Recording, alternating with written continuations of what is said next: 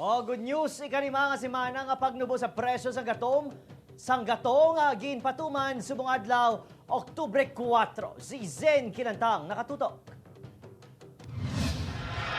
Nagnubo sang 40 sentimos kada litro ang presyo sang gasolina subong nga adlaw. 45 sentimos naman ang ginubo sa diesel kag 85 sentimos sa presyo sang kerosene.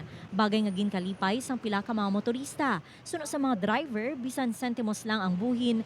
Importante naganubo na ang presyo sang gatong. Subong kay nagbarato naman ng 70. Okay gidi. Kung basihan mong presyo yan, mahal gyapon pero nagbuhin gamay.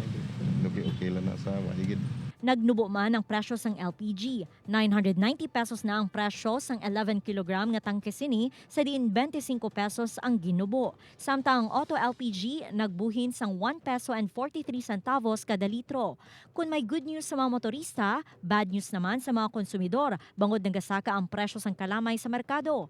Diri sa Auton Public Market, nagabili ang brown sugar sang 82 pesos per kilo, kag 75 pesos naman ang kilo sang Muscovado sugar. Bangod sini, nagapanghakroy naman sa gamay nga ginansya ang mga negosyante.